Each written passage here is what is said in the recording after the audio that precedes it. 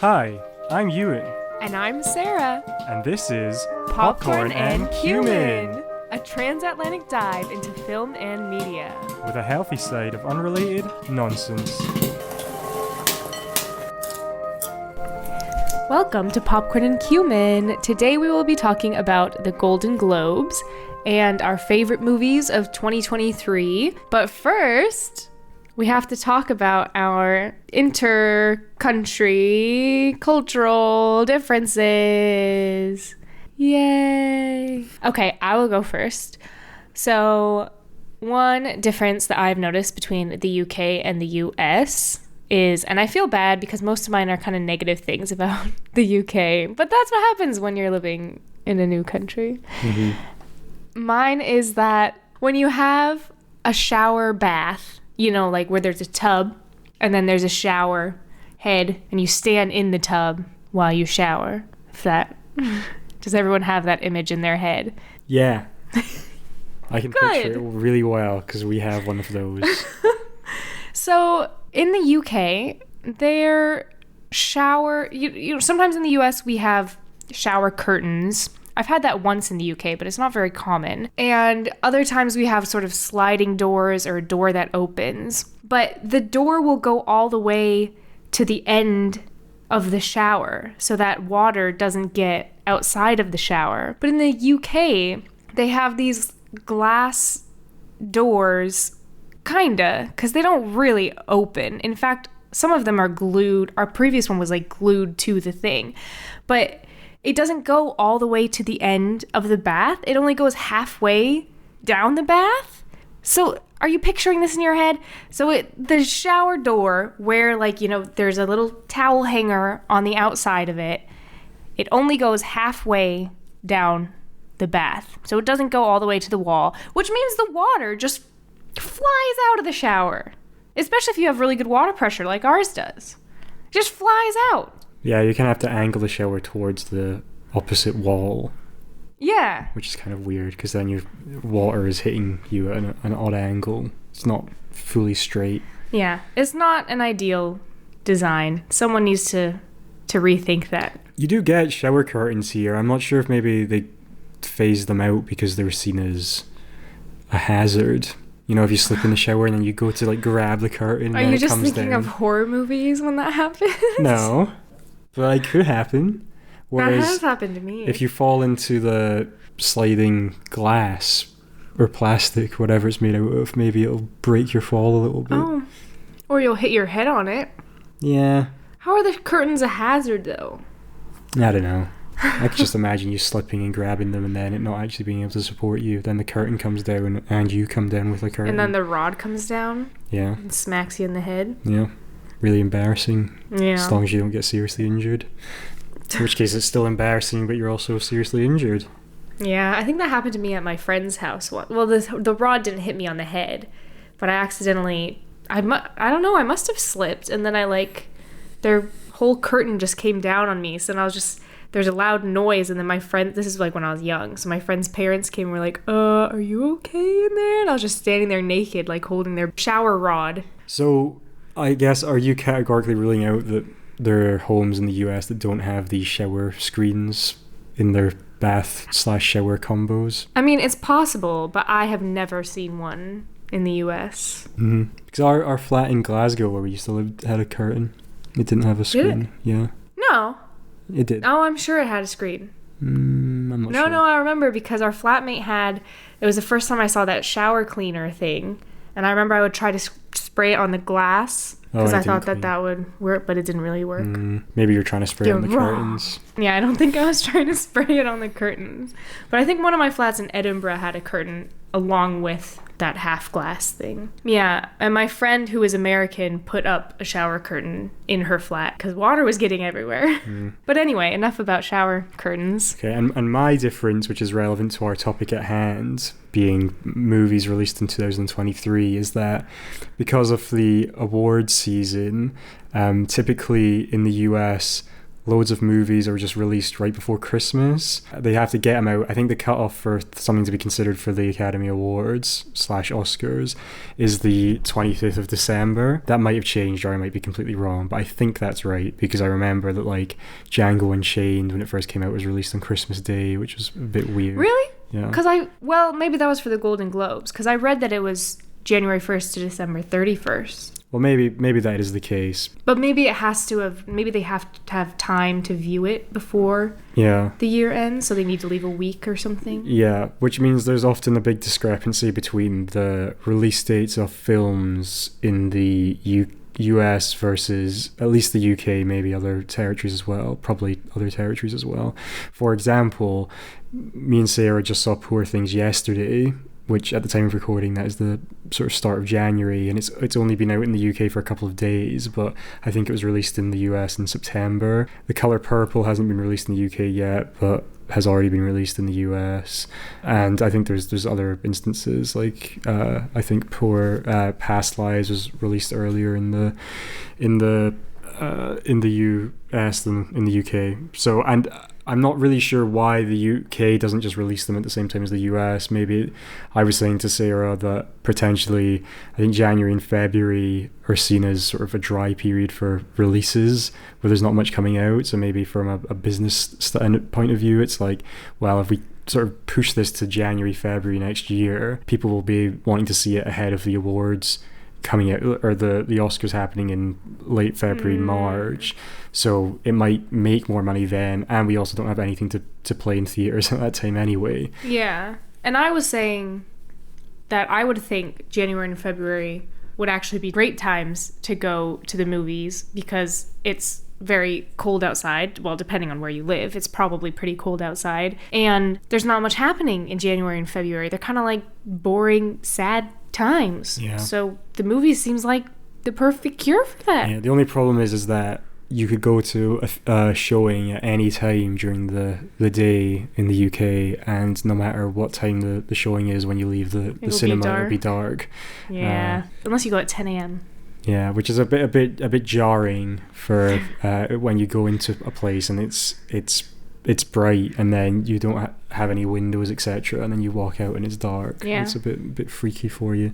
Not great for jet lag. Yeah. So for that reason, just to sort of illuminate my point, some of the films we've seen in 2023 would have been released in the US in 2022, therefore would be considered for the previous year's awards cycle, and so we probably won't be discussing them in relation to the Golden Globes because they're not nominated.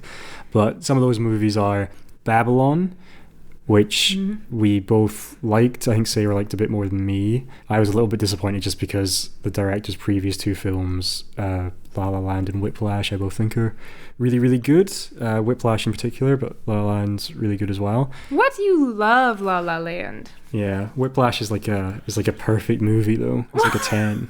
It's like a 10 out of 10. La La Land's like a 9. It was the only movie I didn't fall asleep in during my film class. Too much really aggressive swearing and aggressive loud drumming. Yeah, that's true. That probably woke me up. Yeah. So the Babylon, Puss in Boots: The Last Wish, which was the second Puss in Boots standalone movie, which we saw last year. The Fabelmans, Tar, and All Quiet on the Western Front. So that was released later here? Yeah. And The Menu. The Menu as well. Unless my notes are incorrect. No, I think that would also count as that. Yeah. I hated that movie though. So. Yeah, Sarah, that had a sort of quite graphic depiction of suicide, which Sarah didn't jive with. No, thank you. Yeah. No. I did really like the Puss in Boots movie though. Like, surprisingly, I thought I wasn't gonna like it. I thought I was like, oh, it's a kids animated movie, whatever. But it did in fact make me cry, and the animation was pretty cool. So. Yeah. No, the Puss in Boots movie, for anyone who hasn't seen it, was a real... I'm not sure if sleeper hit is the right word, because I think it did decently well at the box office, but I I went into it having decent expectations, because I'd heard a lot of people who'd said I went into this with no expectations and it was really good. So, and I remember on like Letterboxd that was like at one point the 6th highest rated movie of all time or something. And the wolf is like terrifying. Yeah. So just a brief synopsis is that in the movie, Puss in Boots is down to his last life of his 9 lives, which is inherent to being a cat, and the personification of death in the Shrek universe, which is a wolf that wields 2 sickles. The big bad wolf. The big bad wolf who wields 2 sickles with glowing red eyes is hunting him down to... 2 sickles? Yeah. What is a sickle? Like in Harry Potter? No, that's a coin. I know that's a coin. A sickle is a tool you would use to... Sickle cell. No.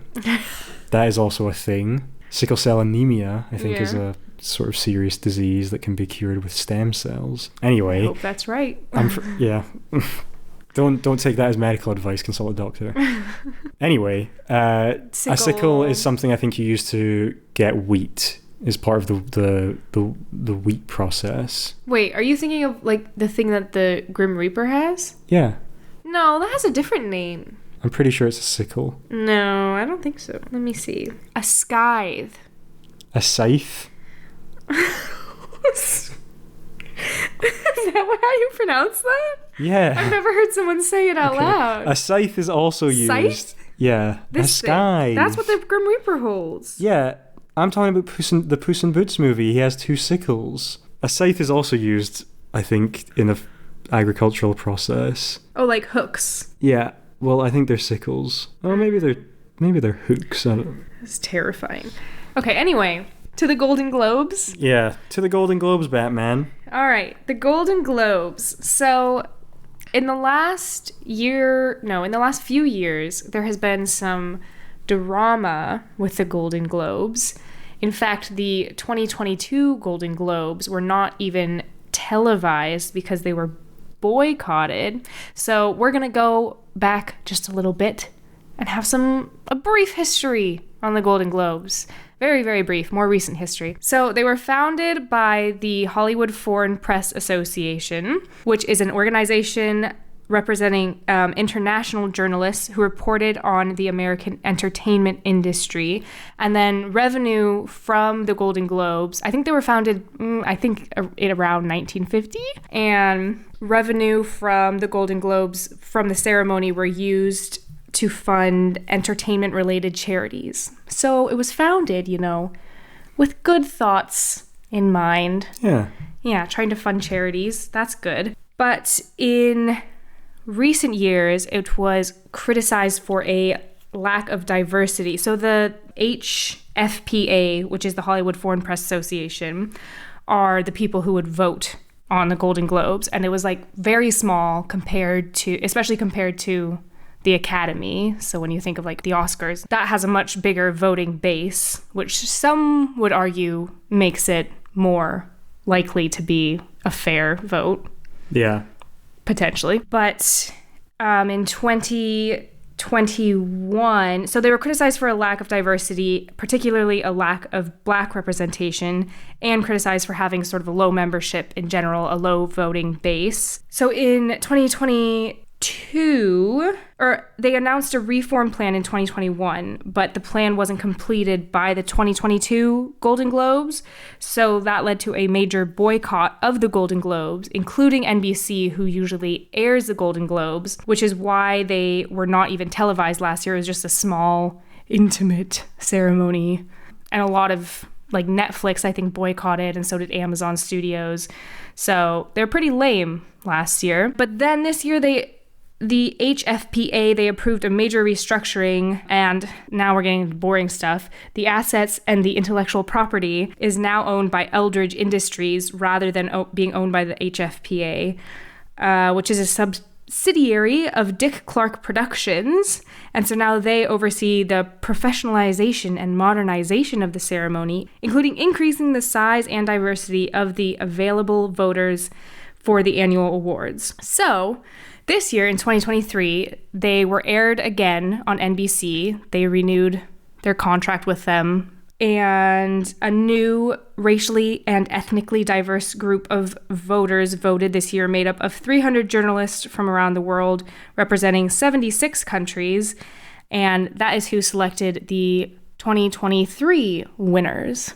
So there's your little Good job, guys. Dramatic history of the Golden Globes. And as someone who hasn't really ever previously studied up on what the Golden Globes is or how it came to be, etc., my understanding has been that it's considered less prestigious than the Oscars, and because they actually do TVs and movies, it's also less prestigious than the Emmys, which I think is the sort of like, if you're into TV and stuff, that's what you'd be gunning for. But it usually marks the beginning of awards season. Yeah, I mean, it's like one of those where it's more prestigious than like a Teen Choice Award or like an MTV movie award or something. And celebrities and stuff actually attend it. And yeah, generally, it seems, apart from last year. Except when they boycott it. Yeah. But I've heard anecdotally that they've been taken less seriously because, as Sarah had just mentioned, the small voting pool means that previously it's like a thing where in the Oscars season people will be campaigning for Oscars, etc. But the campaigning to win a Golden Globe could be as simple as, I'm going to buy all the voters who are all in this room a lunch and then they'll all vote for me. So it sort of maybe lacks some credibility in that sense, but really what we've latched onto this to discuss, just it's a good reason to discuss about movies that have come out. We'll probably discuss movies that have come out again last year, as in 2023 when the Oscars come around, but maybe by then we'll forget about all of them. Well, the Oscars will probably have more, because they're taken more seriously, there'll probably be more sort of contentious opinions, so there might be some shock results that we can really dive into, whereas here we can just sort of discuss generally the movies and what was nominated and what won and how we feel about them, etc. Okay, so we're not going to talk about every single award. Yeah, because some of them we don't have the insight or care to talk about. So first off, Best Motion Picture Drama went to Oppenheimer. Which, for me, was my favourite movie that I saw in 2023. Spoiler. Well, I mean, we're starting off with the major awards, so... I really liked Oppenheimer. I'd say a Christopher Nolan fan. I'm not like one of these like Christopher Nolan like super fans that like sort of marvel at everything he does and think he's the best director ever, etc. Which I find those people, can be a little bit grating. Yeah. Well, I quite liked him too until Tenet. Yeah, well, exactly. So I didn't think Tenet was very good. I like Interstellar, but I've only seen it once. But I know like a lot of people will say, particularly film bros, are like, Interstellar is my favorite movie ever, which I've not really, it didn't resonate with me in that sense upon first viewing. I like Dunkirk. I think The Prestige is a bit overrated, which is again like some people will really swear by. I actually think his best movies are probably Oppenheimer, Memento, and The Dark Knight. The Dark Knight. The Heath Ledger one. Yes. Yeah, The Dark Knight Rises is not very good. Yeah, which I've held that opinion since it came out, and I actually rewatched it last year, thinking, maybe I've been too harsh on this and I actually liked it even less. So that was kind of interesting.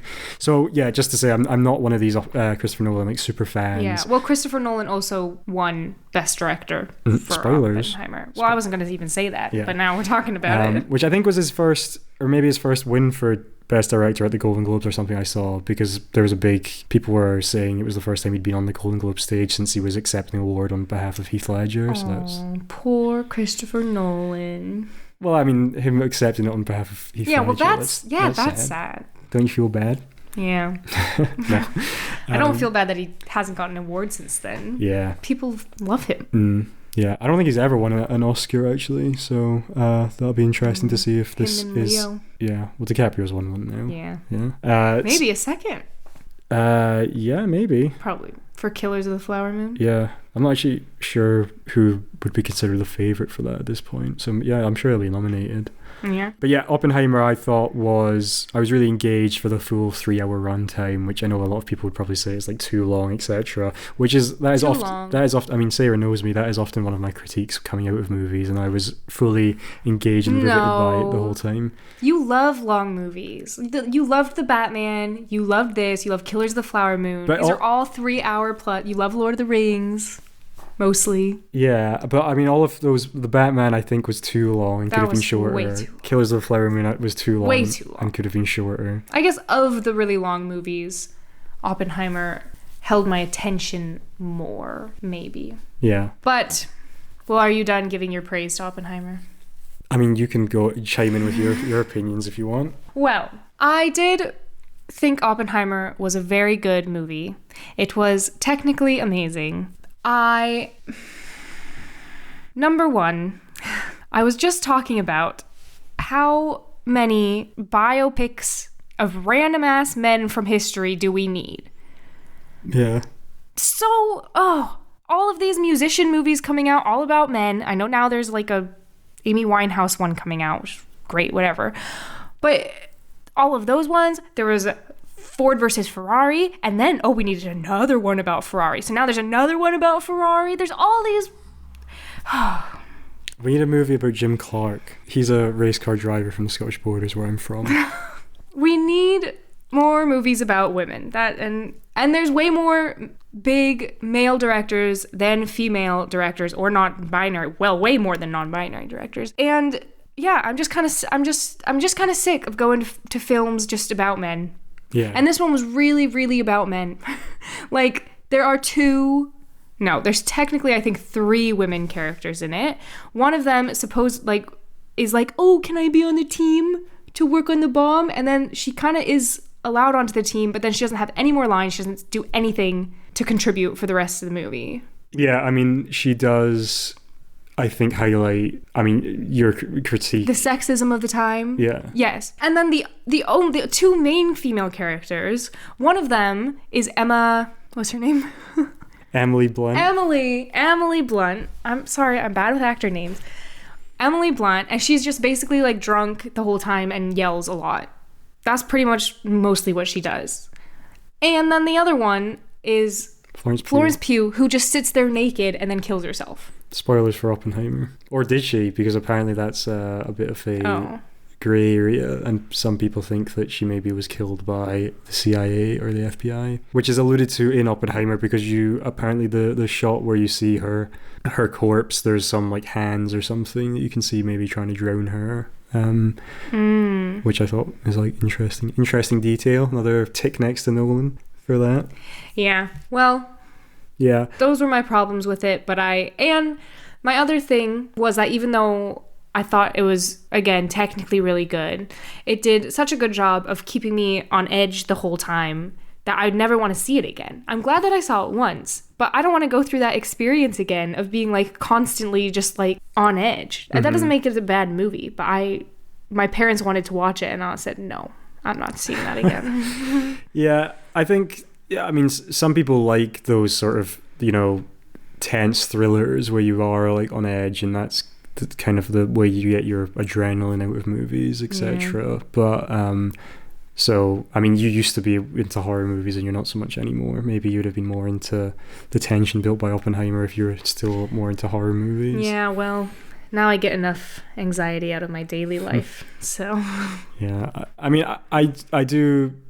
think all of your sort of critiques, etc., are valid. The idea that there's too many biopics about men, etc., and there's not enough representation of women both on screen in terms of stories about women by women, in terms of being written and directed by women, is valid. I don't necessarily think that makes Oppenheimer worse, but it is it's more Christopher Nolan had a choice of what story to tell, and that and that's the story he chose to tell. Mm-hmm. So. But we'd probably could go even further, because then if he does a biopic about a woman, then maybe you're saying like, is he doing it with a man's voice? Would a woman be better placed to tell that story? Yeah, but that's why. But that's also why we need more female directors. Yeah, which I fully agree with. Like Greta Gerwig. Yeah. And Catherine Bigelow and Sofia Coppola. Yeah. Well, and we'll talk a bit more about Barbie later when we're deciding on our favorite movie of 2023. But yeah, that is a good example of a woman creating a movie about women. Yeah, and some idiotic men.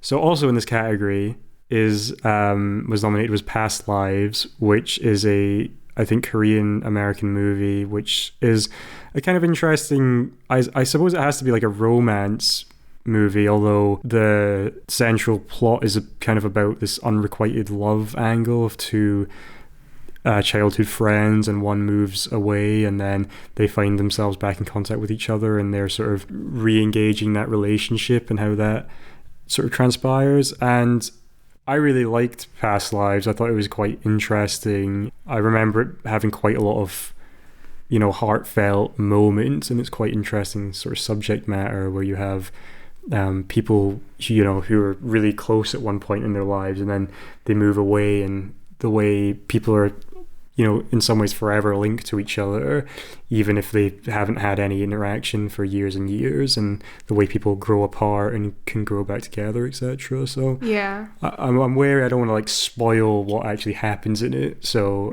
for people who haven't seen it, but I did really like Past Lives.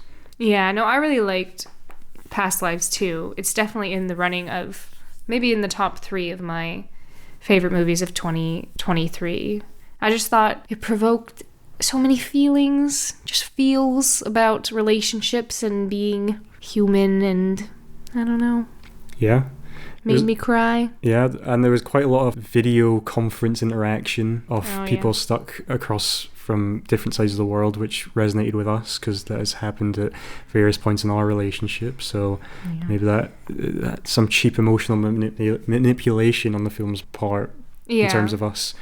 But and usually after movie I have tons and tons of notes, critiques, but after Past Lives, aside from one small thing, I had no notes, which is very surprising for me. Yeah, I think our critique was basically the same in that it opens with a sort of unnecessary framing device where you see the characters in the movie are being observed by people off screen who are then narrating, being like, I wonder what's happening here, etc. I wonder, is that her brother she's talking to, or do you think she's dating him? Or maybe the other guy is her brother, and it's never even resolved at the end, like who it is who is talking. And it just seems like very pointless and weird. Yeah, it kind of reminds me a little bit, having, you know, over the Christmas period just watched It's a Wonderful Life again, of the angels talking to each other in the sky at the start of the movie. But they had some connection to the that's true, to the plot. Yeah, my other critique with Past Lives was that the actual reason why it's called Past Lives is about this Korean bit of, I think, mythos or cultural significance, and I think they ended up, it felt like they explained what that was like 3 times throughout the movie, and I was like, after the first time I was like, oh, that's clever, and then the second time I was like, okay, well, I got it the first time, and then did it again, and I was like, all right, like I get what you're trying to say with this symbolism, but and then the other film that we've seen in this category is Killers of the Flower Moon, which is the longest movie we've seen this year. I think we're in some way still watching it. Long. Yeah. Including the previews, we were at the theater for over 4 hours. Yeah. Which is too long. I don't think I even went pee, which is... Yeah.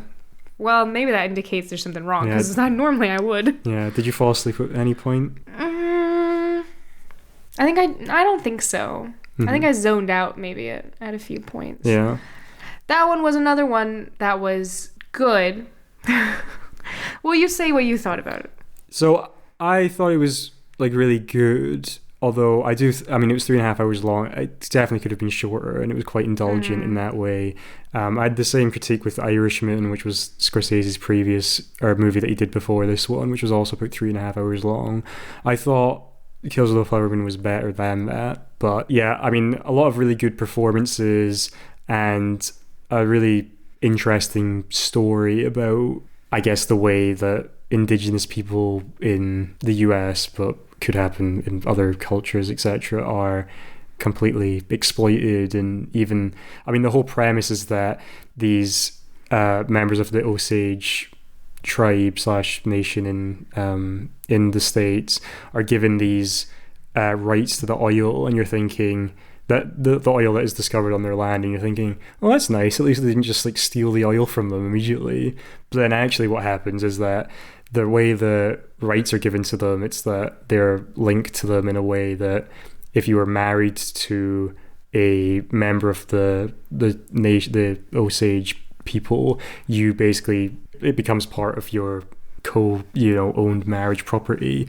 And then mysteriously a lot of these people who have these rights to this oil then start dying. Yeah, and isn't it still controlled by, is it the government? Like, they have to go and request? Yeah, so that was something that you see in the movie but I think could have maybe been explained a little bit better, or sort of highlighted more, where it sort of, I mean, I can't go into the full historical grounding of this, but we haven't read the book. It was as if the government were not trusting the Osage people to be able to actually use their money in the same way a white person would have been able to, so they had to basically like request it through these like white bankers, etc. And I don't know, that whole process felt a bit like icky.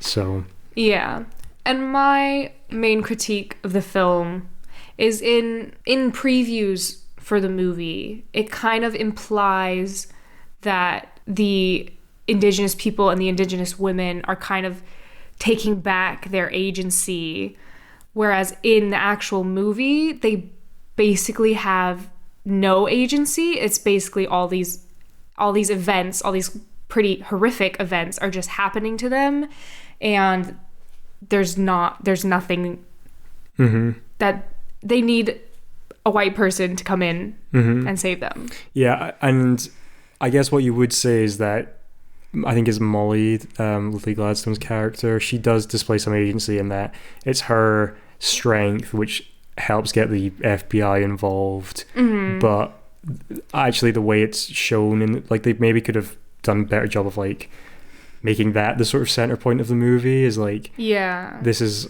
how hard she fights to actually right this wrong. The main story is Leonardo DiCaprio's character's story, really, not as much Molly's story. Yeah, and his character is, quite despicable in his own way. I mean, an interesting character in that he does seem to sort of genuinely love his Native American Osage wife, Molly, or Lily Gladstone's character, but then he's also completely fine with completely manipulating her and ruining her family, and doesn't seem to be able to square the circle in his brain as to how those two things could be diametrically opposed. It's like, I love my wife, but I will gladly help ruin her family, and that's okay. Yeah. He only seems to really realize that was a bad thing right at the end, after having done everything, which is, I mean, I guess if that's what the guy was like, that's what he was like. But I wasn't really sure by the end if he's just an idiot who was easily manipulated by his uncle. Is that right? I think he's an idiot. Like, I think you're meant to think he's an idiot. But part of it, you would think that he would be struggling morally with it throughout, but you don't. I don't think he's smart enough to have moral struggles. That's I kind of think. You don't think some of it is just an act? You think he really is just a complete idiot? Yeah, I mean, that was my interpretation. I think you see the way Robert De Niro's character interacts with him. I don't think he thinks he's particularly smart either. Yeah. And he's this kind of, I guess, useful idiot, to coin a phrase. Okay. Well, that was the movies that we had seen of Best Motion Picture Drama. So now Best Motion Picture for a musical or comedy, which, why are musicals and comedies put together? I just don't get it. And why are the only types of movies drama or musical/comedy? Yeah. Or animated? Yeah. And what if the animated movie is a musical? What if it's comedy? Yeah, I have to say, this is one of the things about the Golden Globes that I really kind of hate. Like, I don't really get what the point of the distinction is. I would think if it was like, musicals/comedies aren't taken seriously enough, and that, like, the Oscars wouldn't nominate them for Best Picture, etc. So we have to try and, these movies are deserving of praise and we need to create their own category. Like, my thought would just be, if that's what your opinion is, just have them all in one category and then nominate them. Yeah, and then, for example, one of the nominated movies was The Holdovers, which is nominated as a musical or comedy, which it has some comedic aspects to it, and the trailer seemed to market it as a comedy, but I felt like it was leaning more towards a drama with some funny moments than a comedy with some serious moments. I would say like the parts I liked about it, and I did quite enjoy it, like the drama aspects were probably stronger than the comedic ones. Yeah. And that's not me saying that it's not funny, but like I was really sort of taken with some of the characters and their struggles, etc. And if that had been nominated as a drama, I don't think anyone would have been like, that should have been in the comedy section. Yeah. Well, and I didn't think it was that funny.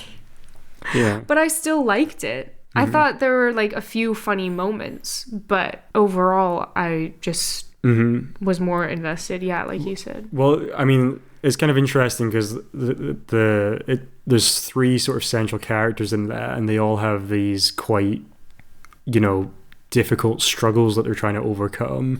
And at some moments, that helps increase the levity and like there is comedic aspects, but a lot of the time you're kind of more distracted by being like, man, all these people are kind of really going through stuff and I feel really bad for them. It's like I'm not in the right mood to laugh. So yeah, I don't really understand the distinction, what they make with them.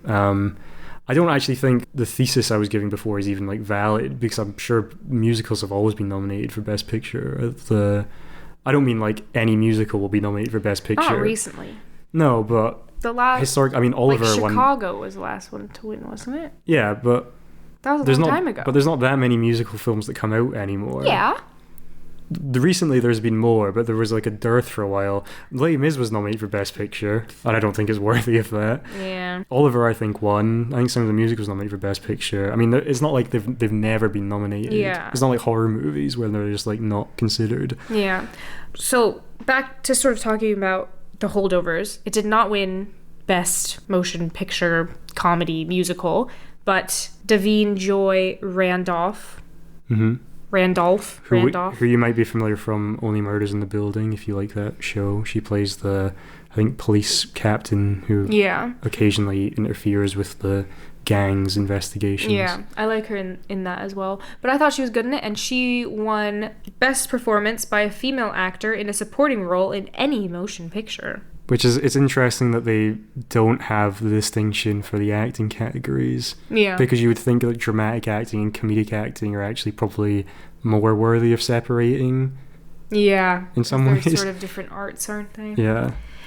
But that's good for her. She was good in the movie. She played the sort of chef / cook. She prepared food at the boarding school. Yeah, her son has died and used to go to the school, and that's one of the things she's struggling with. But yeah, good performance. Paul Giamatti also won, I saw, for a category, probably best performance by a male in any motion picture. Oh no, so he would have won for best performance by a male in a motion picture, musical or comedy, but because it's not a supporting role, I guess it's distinguished. So supporting roles aren't distinguished between drama and musical / comedy, but otherwise they are. So Paul Giamatti won, and he did a good performance. So good job, Paul. Bravo. So back to Best Motion Picture, Musical or Comedy. The Holdovers did not win. The other two we've seen on there, so one of them is Barbie, which did not win, sadly. After all that hype. Yeah, although it was beat by Poor Things, which is also quite a feminist movie, and I liked a lot. So I think I'm okay with that. They're kind of equal for me, Barbie and Poor Things. Yeah, I think they're both... I mean, I would have been happy... To be honest, I would have been happy with The Holdovers, Barbie, or Poor Things winning. I think Poor Things is maybe the best of the three, so... maybe they got that one right, but... Yeah. And we'll talk about Poor Things in depth later on. Yeah, when we get to our review, as we've just seen that, so it's fresh in the brains. Yes. But I do think Barbie is also in my top 3. And I maybe enjoyed the experience more, just because sort of personal preference. Poor Things had some like quite weird things, which maybe just aren't so much my vibe. I mean, Barbie's had some weird things too, but in a different way. Poor Things has a lot of sex in it. Let's put that out there. You know, it's just... It's, That's not the weird things I'm talking about, though. I don't think sex is weird. No, I just mean it's a lot... Like, it has a more sort of in-your-face adult kind of vibe than Barbie, which, you know, kids could see Barbie and enjoy it. Yeah. In fact, I'm sure a lot of kids did see it and enjoy it. Obviously, there's a lot of themes and stuff that are maybe a bit harder to digest for like an 8-year-old, but it wouldn't be appropriate for an 8-year-old to see Poor Things, I don't think. Yeah, Barbie was just... We saw it in our local independent movie theater. I saw it with Euan and my parents. Yeah. And it was still during the sort of Barbie hype. And it was just the Barbenheimer hype. Yeah. It was just a fun experience because everyone was just cackling at every single joke, which made it maybe seem more funny than it actually was. Yeah. But I don't know. I think that the Barbie plotline is quite kind of deep, like exploring what it means to be a human, which I'm always drawn to things about just like what is the point of being here and what makes us human and all that sort of your nihilistic stuff. tendencies. Yeah. And then the Ken plotline was just funny. Yeah. There's just so many parts that I was like, this is just ridiculous, but kind of hilarious. Yeah, it was cool to be a part. I say me, but it was like because of this whole like hype it was like generating, etc. Babe, you can be part of Barbie. Yeah, I just didn't want to make it seem as if I actually did anything. I just watched the film, but it was cool to be that. You know, it was like a sort of cinematic moment in that there was so much like hype around it and like everyone was like really excited to see it, etc. And it's, you know, as we were running a film podcast, it's cool that I think with like streaming, etc. there's been that moments like that are probably less and less in the past 10 years, etc. Especially if it's not like a superhero movie, to have a moment where people are really excited for something and going to the cinema and to experience something is good, and two, it not being a superhero movie. Not that there's anything necessarily wrong with that, but it's just nice to have a sort of diversity of subject matter, especially because this is a more like diverse movie than probably other previous like blockbusters would have been, etc. Whether male-led action movies or... So by Greta Gerwig, and we quite like both her previous works, although this one quite a lot more comedic, although Lady Bird's quite funny. Some really funny parts Lady in Bird Lady is Bird. So good. Yeah, that's one of my favorite movies ever. Not only because it takes place in Sacramento and somewhat Davis, well, they talk about my hometown a lot, because Greta Gerwig is from Sacramento, and I've seen in an interview that she's interested in directing 2 more. She has ideas for 2 more movies that take place in Sacramento. Maybe you'll get to be in one. Yeah. I think of her movies, I think she's only done 3 so far, so she's still kind of at the beginning of hopefully a long directorial career. I think Lady Bird's my favourite, and maybe Barbie's my... I don't want to say like least favourite in that I don't think it's good. It's just I probably like Little Women more than it as well. Little Women. Yeah, that's like a redo. An adaptation. Yeah, an adaptation of a movie, of a book. I do think she's maybe signed on to do like some like Narnia movies with Netflix, which I feel like she should be giving her agent a call, unless she's like some sort of Narnia super fan. That is. I would rather her be doing some other stuff, but I mean, she can do whatever she wants. I'm sure it'll be good. I have no reason to think it would be anything less than good. That is wild. It just doesn't fill me with excitement. So yeah, I really liked Barbie, but I am okay with Poor Things winning that category. And I guess Poor Things also is kind of an interesting tone, where it's kind of another dramedy. But I'd say I definitely laughed more during Poor Things than The Holdovers. It was maybe a different viewing experience because we watched Holdovers at home versus where we watched Poor Things in the theater. So because other people were laughing. Yeah, there's one very strange man who was laughing at parts that weren't funny. Yeah, And not laughing at parts that were funny. Yeah. And coughing a lot. That's always the risk you have when you go to see sort of edgy comedy. You're sitting next to people who you're sort of wondering if they have their heads screwed on because they seem to be laughing at things that aren't jokes.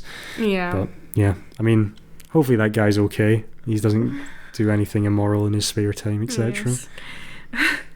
Okay, so next we have Best Performance by a Female Actor in a Motion Picture Drama category. And the winner of this one was Lily Gladstone, who played Molly in Killers of the Flower Moon, which I think is well-deserved. Yeah, we've only seen one other of these performances, which is Greta That's Lee true. in Past Lives. I believe Carey Mulligan is very good in Maestro as well. However, Is it Maestro or Maestro? I think Maestro, but I don't know. I'd never considered it to be anything other than that, so maybe I'm wrong. Okay. Maestro, as Sarah had been saying earlier, falls into the category of biopic about a man. So, and This one, Priscilla, is a biopic about a woman. yeah, Although we just had an Elvis movie, yeah. But I believe this is meant to be more like critical of Yeah. Elvis, whereas the Elvis movie was sort of painted him out to be like a tragic man who had no faults. It's kind of a counterattack on Elvis. Counter curse. And then, well, the other ones nominated were Annette Bening for Niad, Niad, which we haven't seen. and Sandra Hüller for Anatomy of a Fall, which that has come up a lot, and I haven't seen it or heard that. I think it's a European movie, but yeah, I haven't seen it, so don't want to comment. I'm sure it's good though. Best Performance by a Female Actor in a Motion Picture, Musical, or Comedy was won by Emma Stone for Poor Things. And I thought that she was really good in that part, and it seemed like quite a difficult part to play. Yeah. So I would agree with Yeah, no, I think that's it's a very sort of obvious nominee in the sense that it's like she's having to do, well, it is a nuanced performance, but it's like very in your face, like acting, where she's we'll go into it, but the premise of Poor Things is that it's a child's brain inside an adult's body, so it's a lot of, acting like a toddler, but as a woman, and the movie doesn't remain like that the whole time, so you see the character's growth. Yeah, she's a great actor. Yeah. So You also see she's naked a lot, yeah. which as an actor would make me extremely uncomfortable, but Well, she's a tenured actor now. She's done a lot of movies. Maybe you get to a point where you're just like, I'm so comfortable. Or maybe she's done some stage acting in the meantime, and it seems like stage actors are totally fine with getting naked, so... Name one.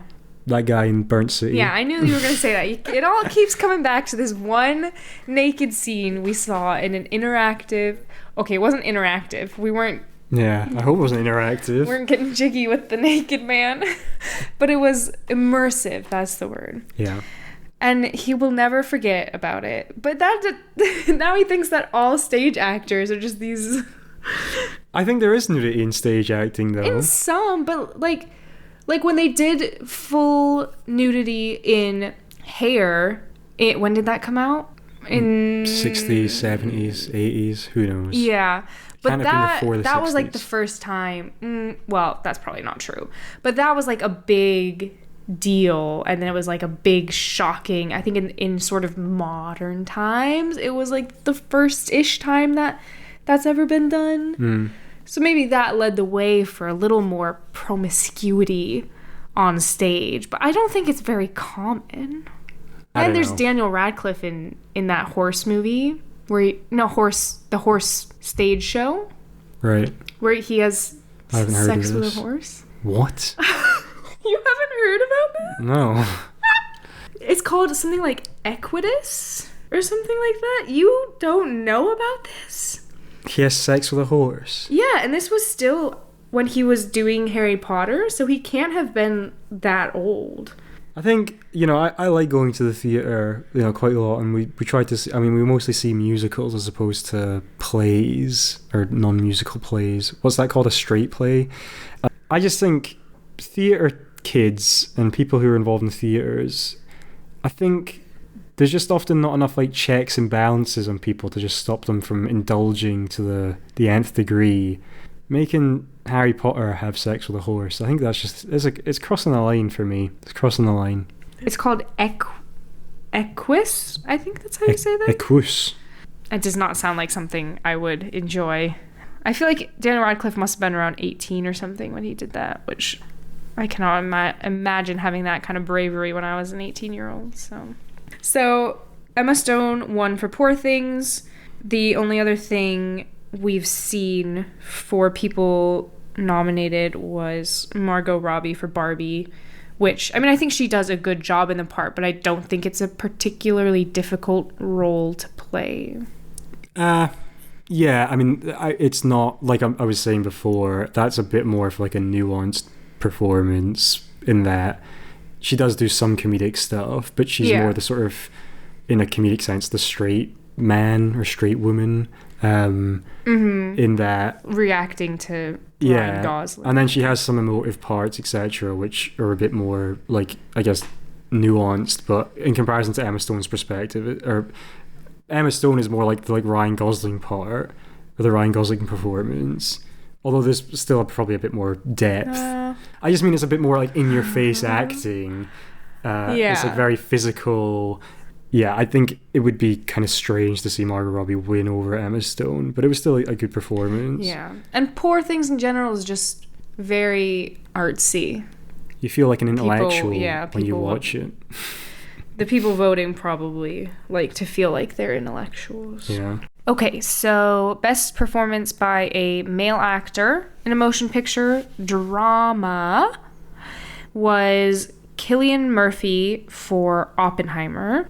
So the people we have seen, the performances we've seen that he was up against included Leonardo DiCaprio in Killers of the Flower Moon, which he was pretty good. But, DiCaprio, we don't want to let him win awards, so. Yeah, well, he's already won one Oscar, so. Yeah. That's the only one I've seen. Ewan has seen Saltburn, so Barry Keoghan, I think his name is. Is that how you say it? Yeah. He's Irish, isn't he? He was nominated. Yeah. I did not see Saltburn. I have heard awful things. It was a good performance. A bit sinister, a bit creepy.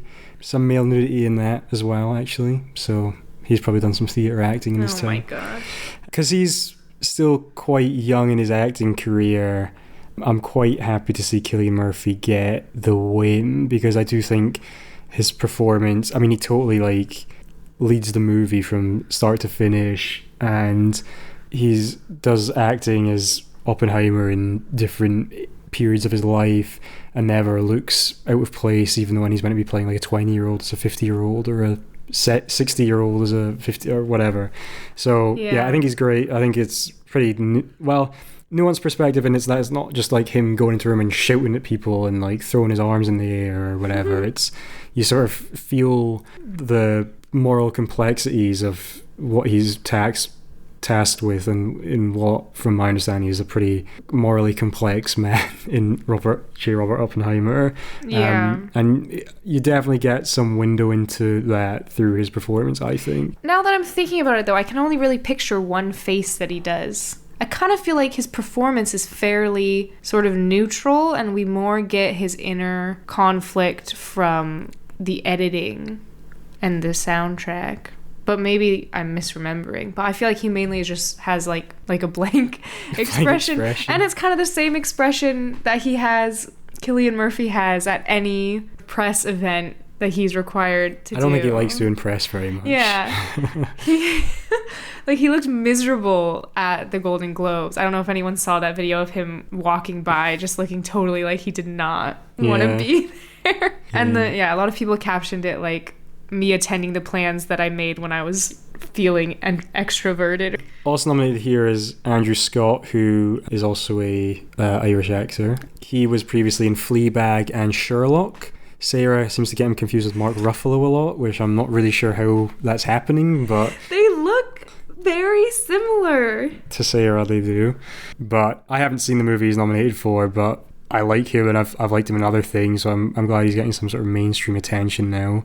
Although I'm sure he's been getting mainstream attention for like a while, but yeah, it would be cool if he was nominated for the Oscar. I think we're happy with Cillian Murphy winning. Yeah. So next is Best Performance by a Male Actor in a Supporting Role in Any Motion Picture, which was won by another Oppenheimer actor, Robert Downey Jr. It's clear that they like Oppenheimer. Yeah.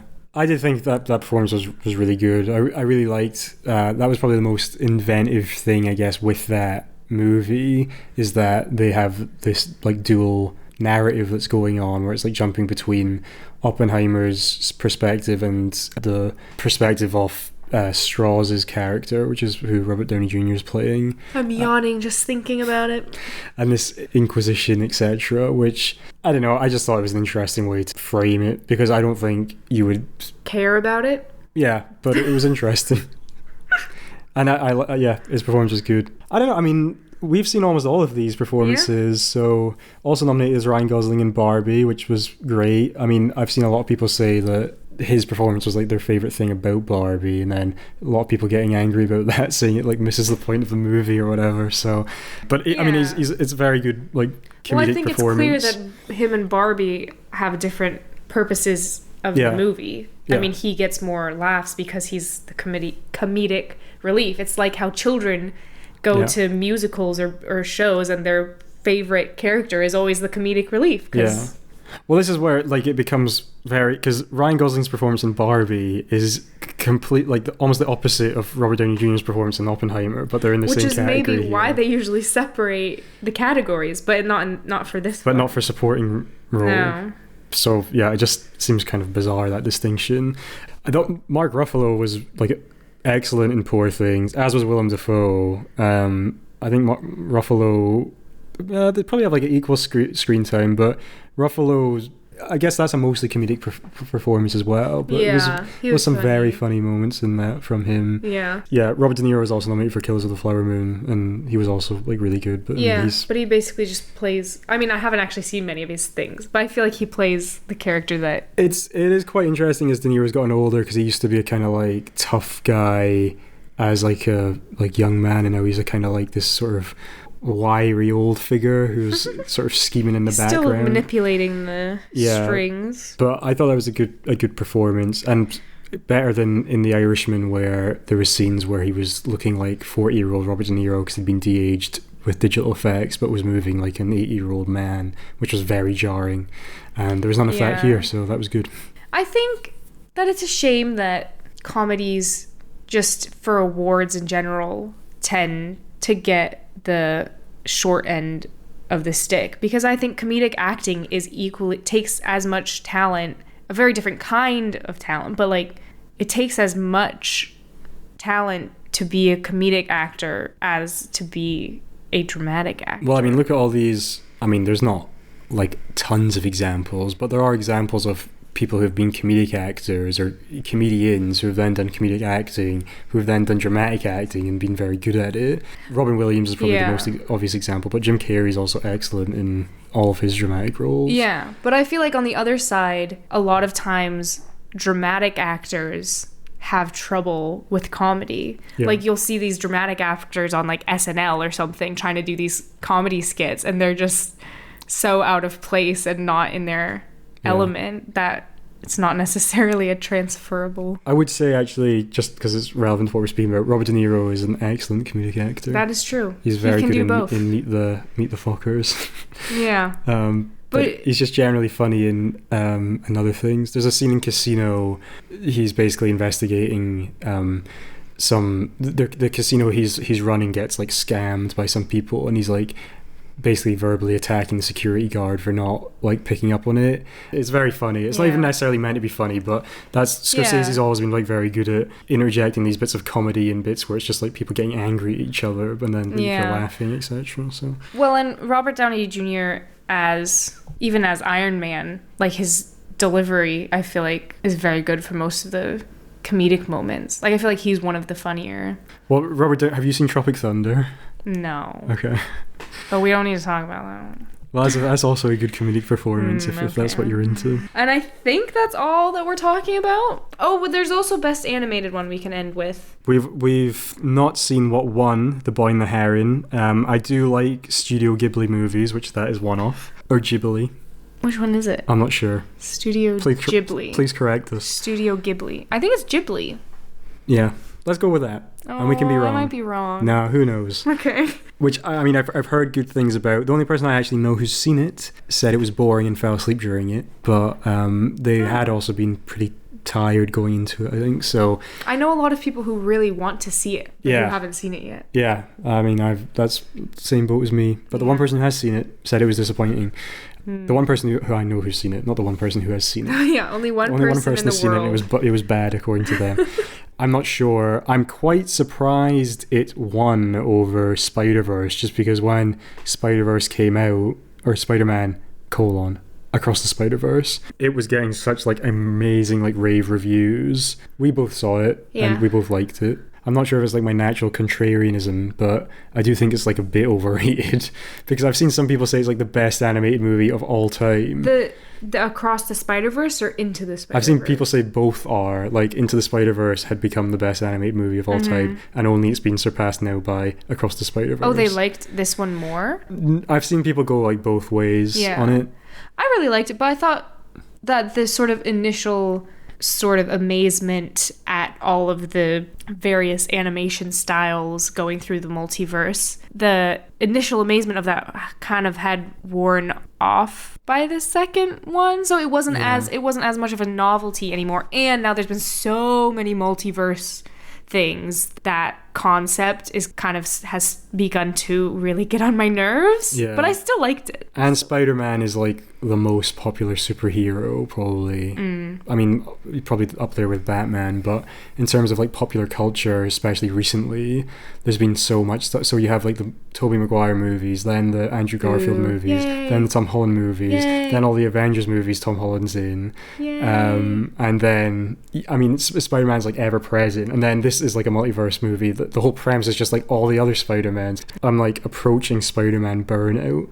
And I also think from a sort of... And you love Spider-Man. From a narrative point of view, this was like really long for an animated movie, and it didn't even tell like a self-contained story because it ends on like a massive cliffhanger, which is fine, but didn't really leave me feeling super satisfied for like a one-time viewing experience. Was this one more from Gwen Stefani's point of view? Yeah, Gwen Stefani. Famous Spider-Man character, Gwen Stefani. It was both... It's probably more so from Miles' perspective, but it does open and basically end with Gwen, so... Yeah. Her story is more self-contained, I think, than Miles's is. Yeah, I remember it had some cool stuff with melty colors and stuff depending on her emotions, and that kind of stuff was cool. Yeah, I do think that like the general animation style is not as groundbreaking or as visually unique, because even like we talked about Puss in Boots earlier, that sort of like riffs on the Spider-Verse style a little bit at points, but they do incorporate like new things, which is cool. Yeah, for me it's like the first Spider-Verse was a cool new thing, new approach to animation, kind of like the first Avatar was. Everyone was all excited because it was the first good CGI, but then the second Avatar came out and first I good was like 3D CGI, I think.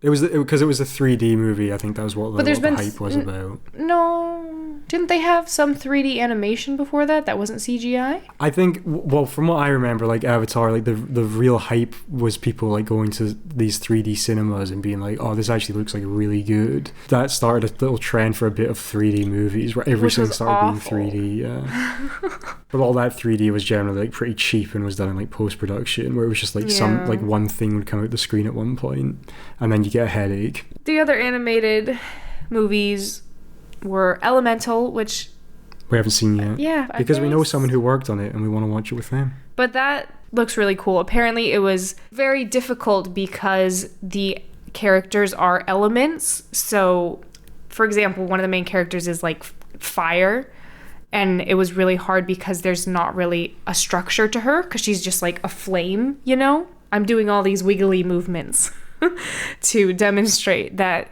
there's like no, I think it was just harder to do those characters. So it seems like the animation in that looks pretty dope, but we haven't seen it yet. There was also the Super Mario Bros. Movie, which was, I believe, the second highest grossing film of 2023, second to Barbie. That's correct.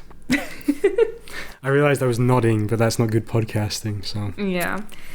We haven't actually seen it. No, I've heard kind of mixed things on it. Like it's meant to be all right. Yeah. But people, I think, have been disappointed because like there's been instances of like animated licensed properties like the Lego Movie actually being like really quite good, and people were.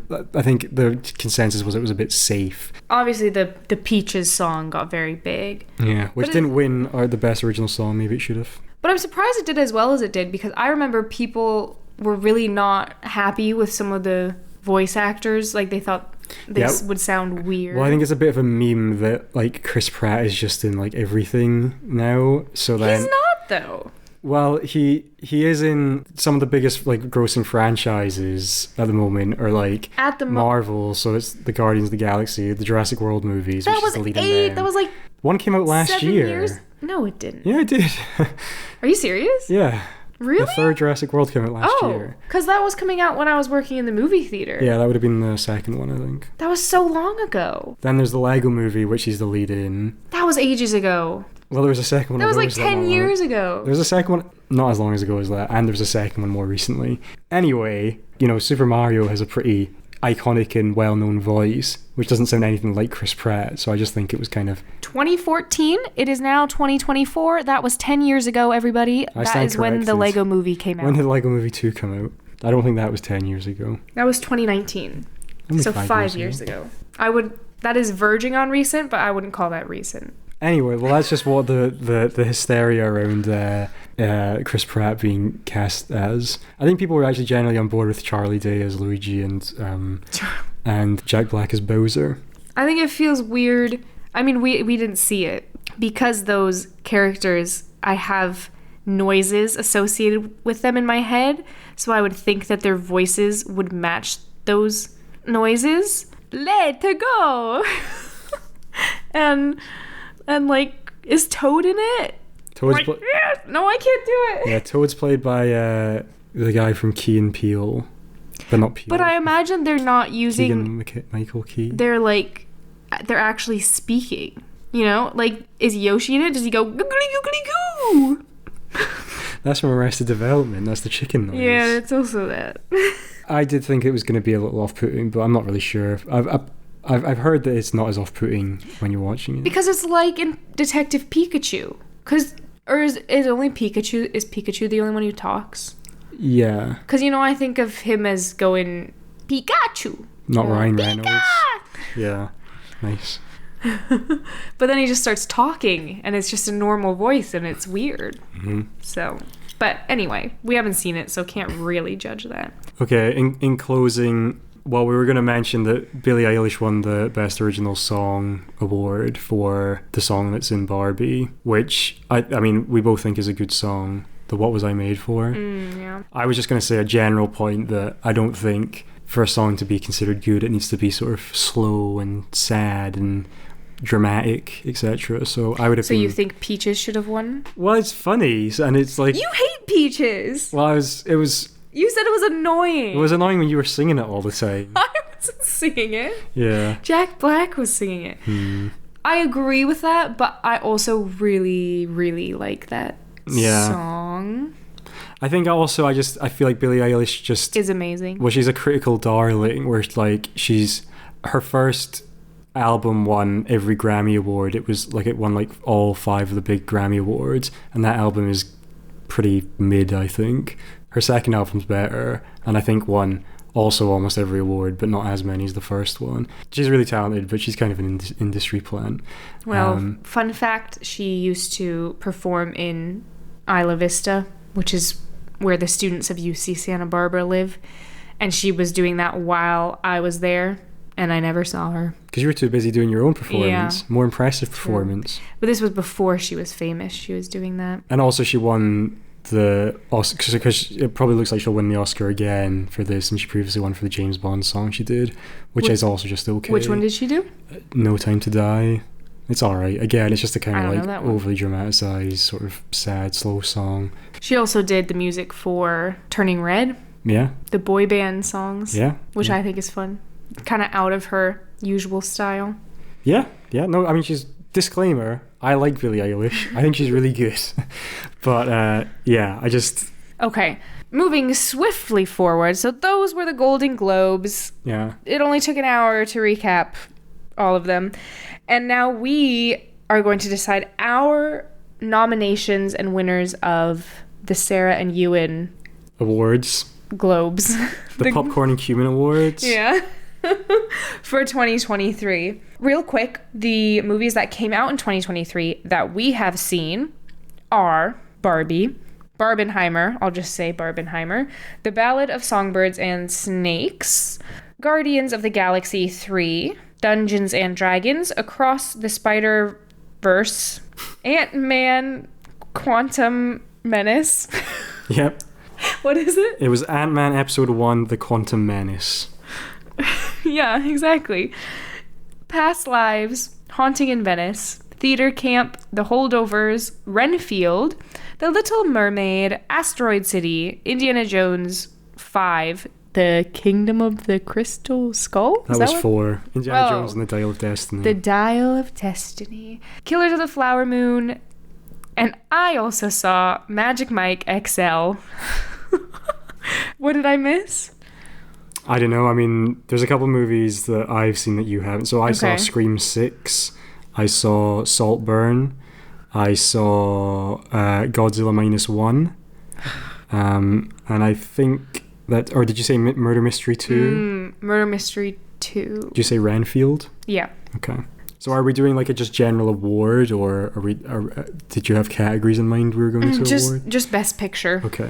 Well, I because we didn't discuss them in the Golden Globes discussion because they weren't nominated. Theater Camp, I really liked. I would definitely recommend you should go see that. That's a comedy about people trying to put on a musical theater camp, and this sort of frat bro type dude gets pulled in to run it when his mum, I think, dies. She's in a coma. My bad. The people running the theater camp are pretty zany, and they're struggling with like money issues. It's very funny, I think. And as someone who doesn't really have a theater kid background, but has sort of heard things through friends, especially through Sarah, I think I was sort of your friend making Sarah. Connections in my memories of stories I'd heard and the things I was watching on the screen, and I really enjoyed that. So that I was just, before we recorded, writing down my top 21 movies of what I saw. Yeah, no, that was a good one, especially for the theater kids out there. Yeah. It was very funny. So that was my 4th favourite movie of the year. And then my 2nd favourite movie of the year was Godzilla Minus One, which is a... What about 3rd? Well, I'm not doing it in order. I'm just saying because we didn't discuss these already. Okay. The order isn't actually that important. I'm just saying, like, you know, I saw these amount of movies, and so 2nd, Godzilla Minus One. Really great Godzilla movie. It's set during just after World War II, so it's kind of got that like historical grounding in Japan. It's sort of interesting perspective in like a post-war Japan. And then I don't know, just Godzilla looked really cool. The special effects were amazing, considering it's on barely any budget. Is this a sequel? Is this the same Godzilla in like Godzilla versus Kong? No, it's distinct from that. So those are American Godzilla movies. Is it a sequel to any Godzilla? I don't think so. I think it's like a reimagining. So you don't need to see anything else to go and watch that. I've never seen any Godzilla movies. Yeah, it's interesting actually, because when I went to see this in the cinema beforehand, there's a trailer for the new Godzilla movie that's coming out sometime this year. And the movie might be good. The trailer looked like one of the worst things I've ever seen. And I was like, well, I hope the movie I'm about to watch is going to be better than this. And it was. So, yeah. I definitely recommend that if you can find it. What is -1? I don't know why it's called -1. That must be some sort of Japanese naming convention I don't understand. -1 is the one Kong. Yeah. King Kong. Yeah. Instead of Godzilla versus King Kong, it's Godzilla -1, as in minus King Kong. Okay. So yeah. Did you have any shout outs you wanted to give? Let me see. Ant-Man Quantum Menace was probably the worst movie I saw this year. Agreed. Or in 2023. Maybe equally as bad as Magic Mike XL, which was also very bad. And I liked the second Magic Mike, but this one was really bad. So those are my negative shout-outs. I liked Asteroid City, although I think it's like my number 4 or 5. But my top 3 are probably Barbenheimer, Barbie and Oppenheimer, and Past Lives. But I do also want to give a shout out to Guardians of the Galaxy 3, which was kind of surprisingly good. Especially because a lot of the more recent Marvel stuff, such as Ant-Man, has not been so good. Sorry, Paul Rudd, I love you very much, but that was bad. But Guardians, I think, yeah, it had a lot of kind of surprisingly good cinematography moments and some emotional moments and funny moments. The Guardians movies have always been pretty strong for the kind of like family dynamic they've gone for and the kind of emotional beats they've managed to pull off. So yeah, I really like Guardians 3 as well. I liked it kind of surprisingly more than Spider-Verse because I don't think going into it I would have expected that based on the critical receptions. I really liked that as well. Yeah. Oh no, okay, maybe Asteroid City is more like 6. So Barbenheimer, Past Lives, and maybe now Poor Things as well would be in there. You also like Hunger Games, right? I did. Yeah. But I don't know if it deserves to be in the top 6. I mean, it's your personal thing. You don't need to feel... It's hard to rank things. I'll just do my top 3. Barbenheimer, Past Lives. What was the 4th one? I'll add that in. Maybe Poor Things, I think you were saying. Poor Things, yeah. And maybe Guardians of the Galaxy 3. Well, I just wanted to give that a shout out. But that's up there. Yeah. So this list might not be exhaustive because we'll probably see some more 2023 releases ahead of the Oscars, so we could probably do a more definitive list then. Yeah. Although we have now probably seen all the frontrunners, so yeah, it's probably less likely anything's going to upset them, but who knows, maybe. My top 3 would be Poor Things, Godzilla -1, and Oppenheimer. Okay, pretty similar then. Yeah. You just hate women, so woman. Well, you hate women. Yeah, I mean, Poor Things is female. Right? Yeah, no, I'm just kidding. Yeah. Yeah, and luckily we've discussed these movies already, so we don't have to discuss them again. I'm saying my number 1 movie. Oh, okay. No, I do have to discuss it. Okay, because Barbie, I feel like I enjoyed that experience the most, and I kind of didn't want to dissect it further than that, because then in my mind I would like it less, and I want to just enjoy that happy experience that I had.